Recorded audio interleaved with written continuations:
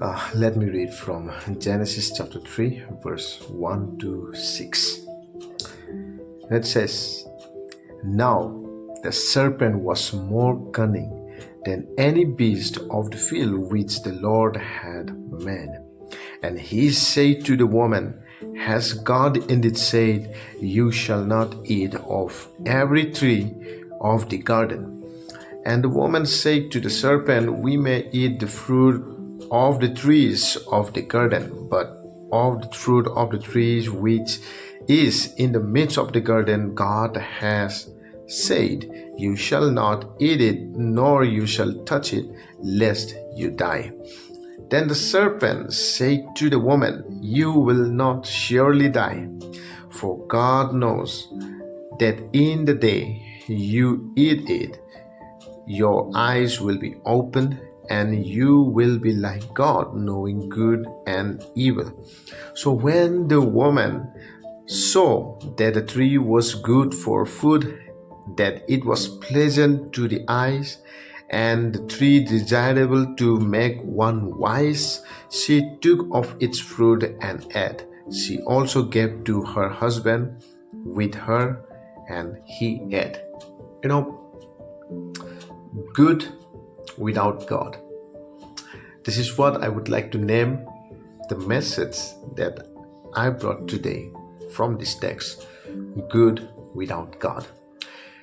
Nobody ever plans to fail in life. Nobody wants a broken marriage or an addiction or a financial meltdown. Yet they happen because of the bad decision that we take. Even if we see the text, we see the decision that Adam and Eve made. Primarily it wasn't to rebel against God, but their choice was to fulfill a desire apart from God. Their every needs were met or were provided by God Himself to them. Yet they ended up wanting more than the good that was provided by God Himself. They wanted good. They wanted the good without God. Bible is very clear that when Eve looked at the tree and saw that it looked fresh and delicious, right? It looks good to her eye. It was pleasant, and it would make her, so wise. That is what we see. That is what is written.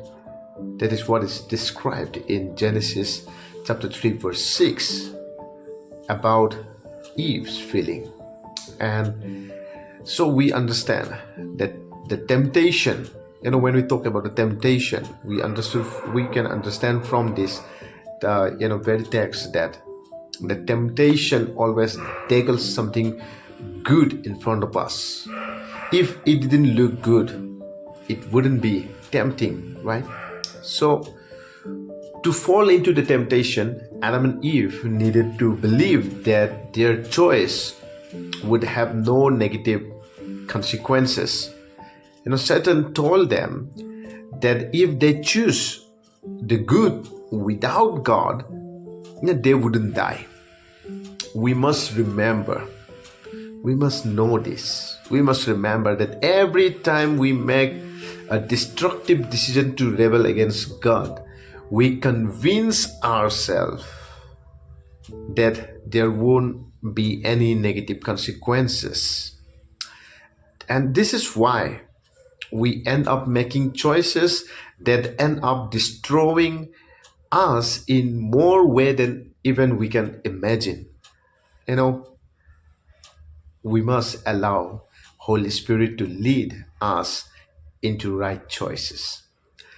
Let us also be reminded through this text that choosing good without God always lead to very negative consequences, and it usually doesn't take much time or long to discover what these consequences are.